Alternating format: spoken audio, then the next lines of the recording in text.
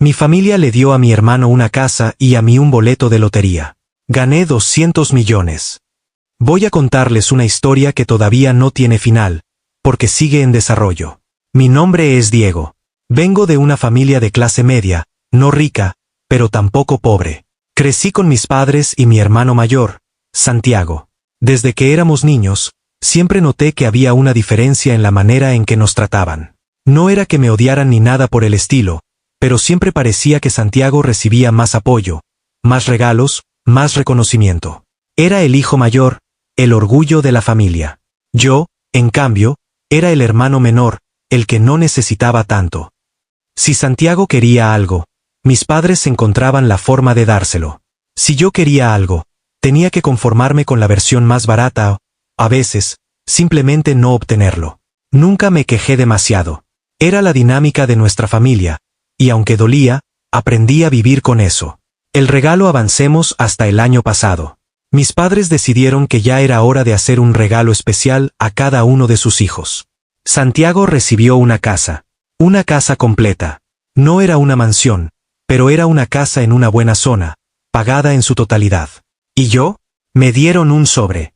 Dentro había un boleto de lotería y una notita escrita a mano. La suerte es un regalo en sí misma.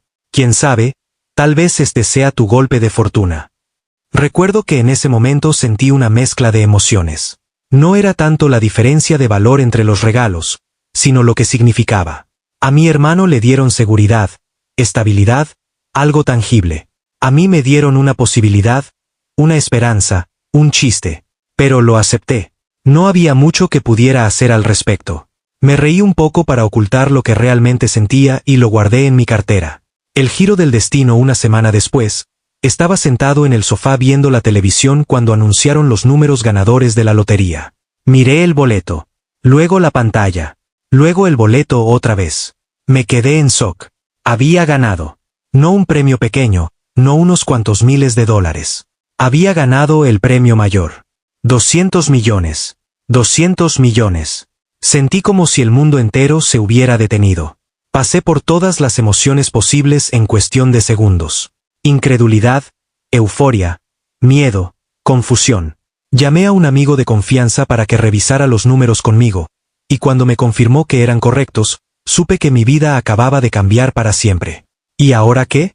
No dije nada a mi familia de inmediato. Lo primero que hice fue contratar a un abogado y a un asesor financiero. No iba a tomar decisiones impulsivas ni dejar que nadie me manipulase. Me tomé mi tiempo para hacer planes, abrir cuentas, proteger mi identidad lo mejor posible. Pero eventualmente, la noticia llegó a oídos de mi familia. Y ahí es donde las cosas se pusieron interesantes. Cuando mi familia se enteró, todo cambió. El momento en que lo supieron al principio, no tenía planes de decirles nada. Pero no conté con que las noticias de los ganadores de lotería se harían públicas. Aunque había tomado medidas para proteger mi identidad, alguien filtró la información, y mi familia no tardó en darse cuenta. La primera en llamarme fue mi mamá. Su voz sonaba emocionada, pero también un poco nerviosa. Diego, cariño. ¿Es cierto? ¿De verdad ganaste? Podía escuchar a mi papá y a Santiago en el fondo. Era obvio que estaban todos reunidos. Sí, es cierto, dije con cautela. Hubo un segundo de silencio. Luego mi hermano habló con ese tono que siempre usaba cuando quería sonar despreocupado, pero en realidad estaba evaluando la situación. Vaya. Eso sí que es un golpe de suerte, ¿eh? Me alegro por ti. Su tono no coincidía con sus palabras. Pude imaginarme su expresión perfectamente. Esa mirada entrecerrada, su mandíbula apretada, su mente trabajando a toda velocidad. Mis padres también dijeron que estaban felices por mí, pero algo en su tono me hizo sentir como si estuvieran esperando algo más. Como si hubiera un pero flotando en el aire. Y no tardó mucho en aparecer. El favor pasaron un par de días. No me llamaron ni me enviaron mensajes. Pensé que tal vez habían decidido respetar mi espacio. Pero entonces, un domingo, me invitaron a almorzar a la casa de mis padres. Cuando llegué, el ambiente era extraño, demasiado cordial. Mi mamá me abrazó más tiempo de lo normal, mi papá me palmeó la espalda con una sonrisa forzada, y Santiago estaba inquieto, como si no supiera por dónde empezar. Me senté a la mesa, y después de un rato de charla superficial, mi papá finalmente fue al grano. Diego, hemos estado pensando mucho en todo esto. 200 millones es una cantidad enorme de dinero. Queremos asegurarnos de que sigas teniendo los pies en la tierra, que no tomes decisiones apresuradas. Lo entiendo, respondí con calma. Por eso tengo asesores financieros. Mi mamá se apresuró a intervenir. Por supuesto, cariño. Es solo que, bueno, Santiago y tú siempre han sido hermanos. La familia es lo más importante, y creemos que sería justo que compartieras un poco, añadió mi papá, con el tono de alguien que cree estar diciendo algo completamente razonable. Ahí estaba, compartir. ¿Cómo exactamente? Pregunté, aunque ya tenía una idea de hacia dónde iba todo esto. Bueno, Santiago acaba de recibir la casa. Sí, pero todavía tiene muchas deudas, y le vendría bien un impulso para su negocio. Y nosotros, bueno, no somos jóvenes. Nos gustaría poder jubilarnos con tranquilidad. No estamos diciendo que nos des todo, pero ¿qué son unos cuantos millones para alguien que tiene 200? Mi hermano, que hasta ese momento se había mantenido callado, finalmente habló. Es que, siendo honestos, Diego, tú no hiciste nada para ganar ese dinero. Fue solo suerte. Yo he trabajado duro toda mi vida. He luchado, he construido algo. No sería justo que tú tuvieras tanto mientras nosotros seguimos con nuestras dificultades. Me quedé mirándolos, procesando cada palabra. Mi mamá me miraba con ojos suplicantes. Mi papá tenía una expresión seria, como si esto fuera simplemente un asunto de lógica. Santiago. Bueno, su cara era una mezcla de resentimiento y expectativa. La gran decisión en ese momento, algo en mí cambió. Toda mi vida, había aceptado ser el segundo plano en mi familia. Siempre había sido el que recibía menos, el que tenía que conformarse, el que tenía que entender cómo eran las cosas. Y ahora que el destino había dado un giro inesperado, ellos querían que volviera a mi antiguo papel. Quería reírme. Quería preguntarles dónde estaba toda esta preocupación por la justicia cuando me dieron un boleto de lotería en lugar de una casa. Quería recordarles todas las veces que me dijeron que la vida no siempre es justa. Pero en lugar de eso, respiré hondo y respondí con calma. Lo pensaré. Eso fue hace unas semanas. Desde entonces, las cosas han cambiado. No voy a decir todavía qué decidí hacer, pero la dinámica en mi familia nunca volverá a ser la misma. Y sé que esto es solo el comienzo.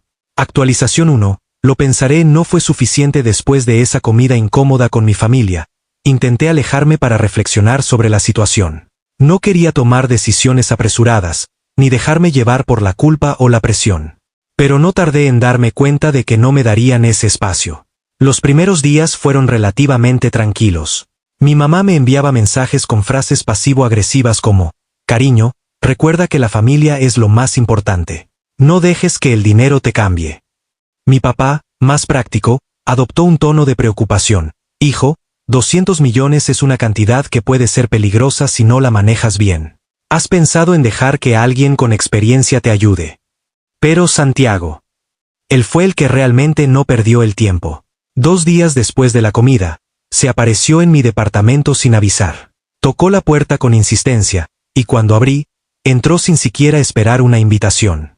Se dejó caer en mi sofá como si estuviera en su propia casa y me miró fijamente. Diego, tenemos que hablar. ¿Sobre qué?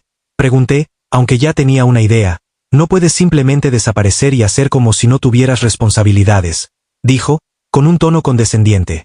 ¿Responsabilidades con quién? Con la familia. Respondió como si fuera lo más obvio del mundo. No se trata solo de dinero. Se trata de lo que es correcto. ¿Correcto según quién?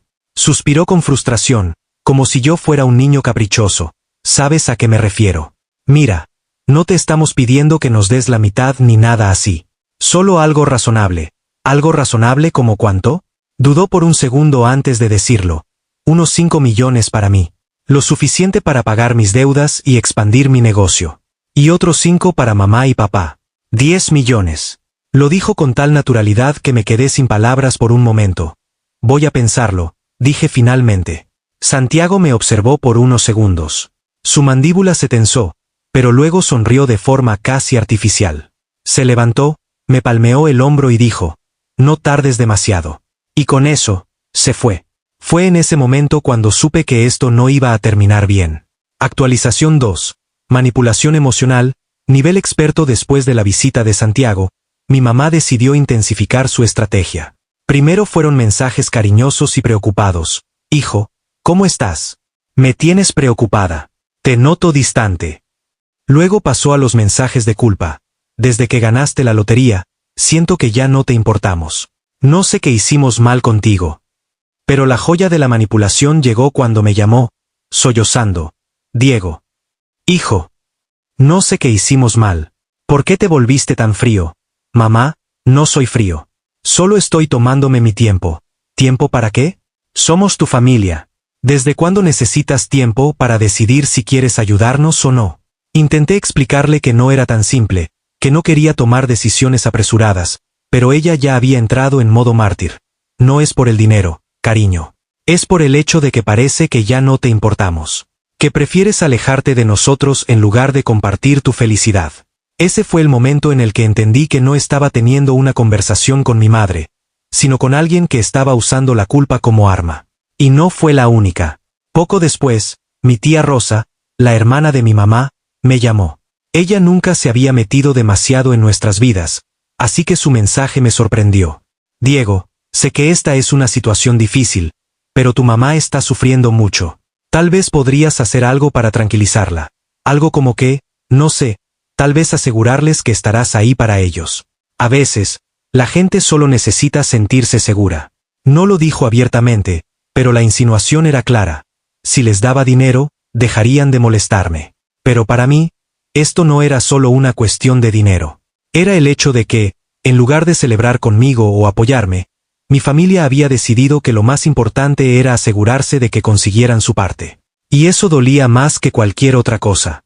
Actualización 3. Mi abuela entra en escena si hay alguien en la familia que todos respetan, es mi abuela Carmen. Es la matriarca, la que mantiene el orden. Así que cuando me llamó para pedirme que fuera a verla, supe que era una reunión importante. Nos sentamos en su cocina, con una taza de café frente a cada uno.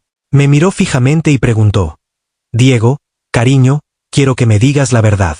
¿Piensas quedarte con todo el dinero para ti solo? La pregunta me tomó por sorpresa.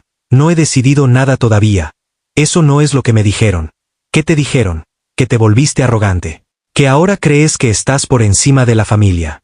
Sentí un nudo en el estómago. Abuela, nunca he dicho eso, lo sé, mi niño. Pero el dinero cambia a las personas. Y cambia la forma en que los demás te ven. Entonces, ¿qué debería hacer? Ella suspiró. No puedo decirte qué hacer, pero puedo decirte esto. Si das dinero, siempre pedirán más. Y si no das nada, te verán como el enemigo.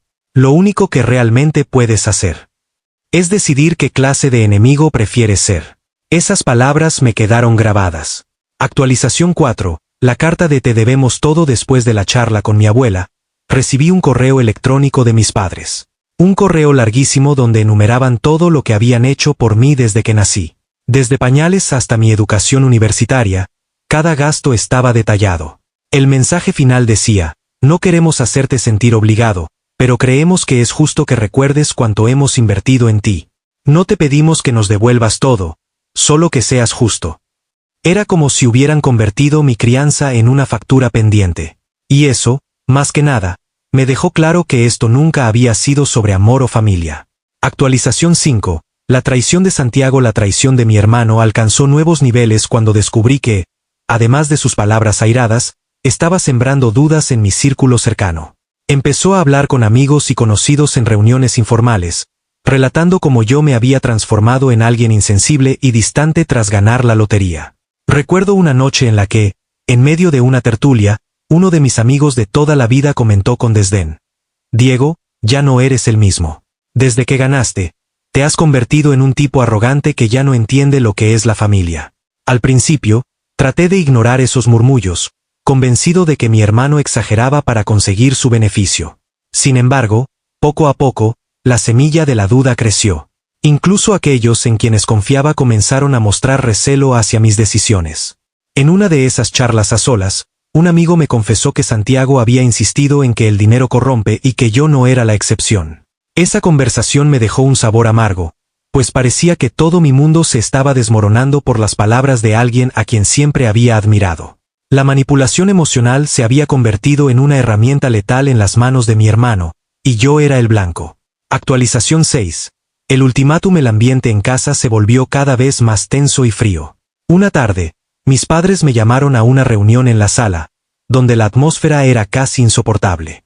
Con rostros inexpresivos, comenzaron a recitar una lista interminable de sacrificios y favores que, según ellos, me habían valido su apoyo incondicional durante toda mi vida. La conversación tomó un giro inesperado cuando mi padre, con voz autoritaria, pronunció el ultimátum. Diego, o compartes una parte razonable de este dinero con nosotros, o ya no serás bienvenido en nuestras reuniones familiares. La frialdad de sus palabras me dejó perplejo. No era la primera vez que el dinero se convertía en el instrumento para medir nuestro amor familiar. Mi madre, con lágrimas en los ojos, añadió, no se trata solo de dinero, hijo. Es que nos duele verte alejarte de nosotros. Pero no podemos vivir a costa de sentirnos olvidados. El ultimátum se sintió como una orden inapelable. Cada palabra estaba cargada de una mezcla de desesperación y manipulación. Intentaban usar mi éxito para obligarme a ceder y rescatar su orgullo maltrecho. Esa presión me hizo cuestionar no solo las demandas, sino todo el sistema de valores en el que me había criado. Me encontraba en una encrucijada, atrapado entre la gratitud por mi éxito y el rechazo a convertir mi felicidad en un instrumento de chantaje emocional. Actualización 7. Mi decisión final después de días de intensas reflexiones y de sentirme asediado por la culpa y la presión familiar, llegué a un punto de quiebre. La noche en que decidí actuar, me refugié en la soledad de mi departamento, con una copa de vino en la mano, mientras la ciudad dormía. Repasé en mi mente cada manipulación, cada comentario venenoso y cada lágrima fingida que había soportado. La voz interna me recordaba que jamás había pedido ese dinero, que nunca había buscado la aprobación de aquellos que, a pesar de ser mi familia, usaban mi fortuna como un medio para controlar mis decisiones. Esa noche, en la penumbra de mi habitación, escribí una larga carta dirigida a mi familia. En ella expresé todo mi dolor, mi desilusión y la necesidad de ser libre de sus manipulaciones. No era una carta de reproches vacíos, sino un manifiesto sobre la importancia de la autonomía y el respeto mutuo. Decidí que, a partir de ese momento, no cedería ante sus exigencias, que, si bien el vínculo familiar era importante, no podía ser una excusa para explotar mi éxito, y de paso, minar mi felicidad personal.